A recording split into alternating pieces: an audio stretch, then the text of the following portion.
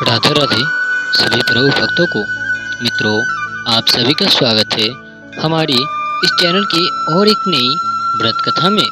आज के इस वीडियो के दौरान हम जानेंगे आने वाली अजा एकादशी व्रत की कथा, जो कि उस दिन को एक बड़ी ही विशेष एवं पुण्य की दिन भी कहा जा सकती है। आइए हम सभी लोग अपने अपने इष्ट भगवान की ध्यान के साथ आज की इस अजा एकादशी व्रत कथा को श्रवण करते हैं। भाद्रपद माह के कृष्ण पक्ष की एकादशी को अजा एकादशी कहते हैं। इसका व्रत करने से सभी पाप नष्ट हो जाते हैं। इस लोक और परलोक में मदद करने वाली इस एकादशी व्रत के समान संसार में दूसरा कोई व्रत नहीं है। अजा एकादशी व्रत करने की क्या विधि है अथवा क्या नियम है, इसको भी जानना बेहद जरूरी है। इसकी विधि कुछ इस प्रकार यहाँ पर वर्णन करी हुई है। अजा एकादशी व्रत करने वाले सूर्य उदय के पूर्व उठकर तिल और मिट्टी का लेप करके कुसा डालकर स्नान करें। इसके बाद सूर्य देव को जल दे और भगवान विष्णु की पूजा करे। इसके लिए अपने पूजा स्थान को शुद्ध कर ले। एक चौकी पर लाल या पीला वस्त्र बिछाकर ध्यान रखकर उस पर कलश स्थापित करें। कलश पर लाल रंग का वस्त्र सजाइए। इस पर भगवान विष्णु की मूर्ति रखकर एकादशी व्रत का संकल्प लेकर विधि विधान से पूजन करें। इसके बाद अजा एकादशी व्रत की कथा सुने या पढ़े। दिन भर निराहार रहते हुए भगवान विष्णु के नामों का मानसिक जाप करते रहें। अगले द्वादशी के दिन ब्राह्मणों को यथा योग्य दान दक्षिणा दे और स्वयं व्रत खोले। ये थी अजा एकादशी व्रत की एक छोटी सी विधि अथवा नियम, जिसको पालन करना चाहिए हर एक व्रतधारी को। अब इसकी जो कथा है वो हम सुनेंगे। ये कथा महान योद्धा अर्जुन से शुरू होती है। अर्जुन ने कहा, हे पुंडरीकाक्ष, मैं सावन शुक्ल एकादशी अर्थात पुत्रदा का सविस्तार वर्णन सुना। अब आप कृपया करके मुझे भाद्रपद मास के कृष्ण पक्ष की एकादशी के विषय में भी बतलाइए। इस एकादशी का क्या नाम है तथा इसके व्रत का क्या विधान है। इसका व्रत करने से किस फल की प्राप्ति होती है। श्री कृष्ण ने कहा, हे कुंती पुत्र, भाद्रपद मास के कृष्ण पक्ष की एकादशी को अजा एकादशी कहते हैं। इसका व्रत करने से सभी पाप नष्ट हो जाते हैं।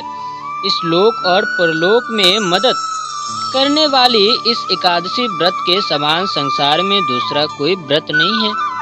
अब ध्यान पूर्वक इस एकादशी का महत्व श्रवण करो, ऐसा भगवान श्री कृष्ण अर्जुन से कह रहे हैं। पौराणिक काल में भगवान श्री राम के वंश में अयोध्या नगरी में एक चक्रवर्ती राजा हरिश्चंद्र नाम के एक राजा हुए थे। राजा अपनी सत्यनिष्ठा और ईमानदारी के लिए प्रसिद्ध थे। एक बार देवताओं ने इनकी परीक्षा लेने की योजना बनाई। राजा ने स्वप्न में देखा कि ऋषि विश्वामित्र को उन्होंने अपना राजपाद दान कर दिया है। सुबह विश्वामित्र वास्तव में उनके द्वार पर आकर कहने लगे, तुमने स्वप्न में मुझे अपना राज्य दान कर दिया।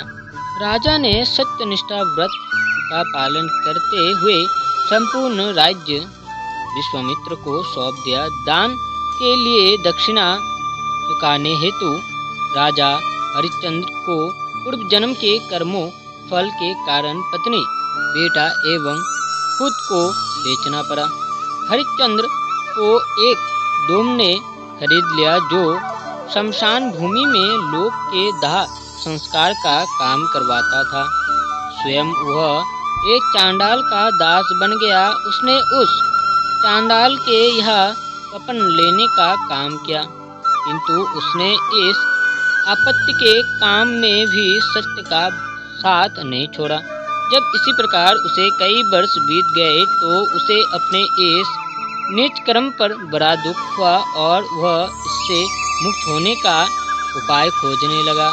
वह सदैव इसी चिंता में रहने लगा कि मैं क्या करूं, किस प्रकार इस नीच कर्म से मुक्ति पाऊं। एक बार की बात है, वह इस चिंता में बैठा था कि गौतम ऋषि उसके पास पहुंचे। हरिश्चंद्र ने उन्हें प्रणाम किया और अपनी दुख भरी कथा सुनाने लगे।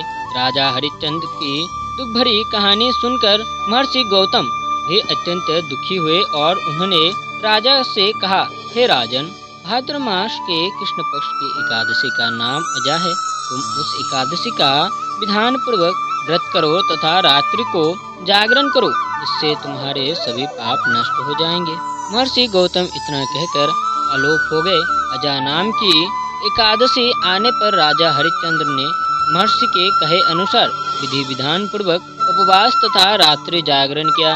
इस व्रत के प्रभाव से राजा के सभी पाप नष्ट हो गए। उसी समय स्वर्ग में नागरे बजने लगे तथा पुष्पों की वर्षा होने लगी। उन्होंने अपने सामने ब्रह्मा, विष्णु, महेश तथा देवेंद्र आदि देवताओं को खड़ा पाया। उन्होंने अपने मृतक पुत्र को जीवित तथा अपनी पत्नी को राशि वस्त्र तथा आभूषणों से परिपूर्ण देखा।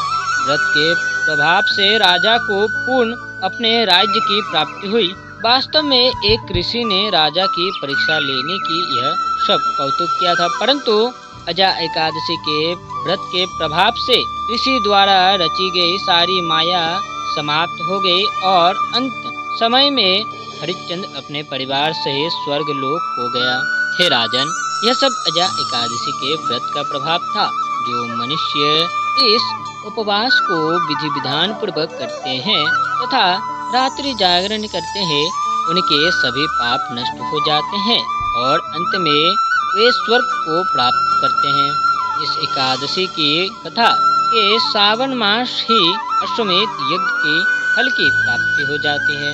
ये थी आज की एकादशी व्रत की कथा, जो कि अर्जुन जी ने भाद्रपद के कृष्ण पक्ष की एकादशी की जो विशेष कथा है वो सुनी है भगवान कृष्ण से, जो कि यहाँ पर हरिश्चंद्र अयोध्या के बड़े ही मशहूर राजा हरिश्चंद्र जी की जीवन की जो कथा थी अथवा उनकी जो परीक्षा के जो द्वार थे, उन्होंने उससे किस तरह से मुक्ति पाई है उसके विषय में यहाँ पर बताई है। इस एकादशी करने के बाद उन्होंने अपनी उस परीक्षा एवं की उस कष्ट से दूर हो सका है। तो आप सभी लोग भी अजा एकादशी की जो व्रत की जो विधि एवं विधान है उनको भी आप सभी लोग भी अजा एकादशी व्रत को जरूर करिए विधि विधान पूर्वक, एवं हो सके तो अपने समस्त परिवार के साथ जरूर करिएगा। आज की वीडियो को यहीं पर समाप्त करते हैं। आशा करते हैं आप सभी को हमारी आज की अजा एकादशी व्रत की कथा बेहद पसंद आई है। पसंद आई है तो वीडियो को लाइक करके, चैनल पर नए हो तो चैनल को सब्सक्राइब करके कमेंट सेक्शन में अपनी राय जरूर बताइएगा। फिर मिलते हैं किसी नई और व्रत कथा में। राधे राधे।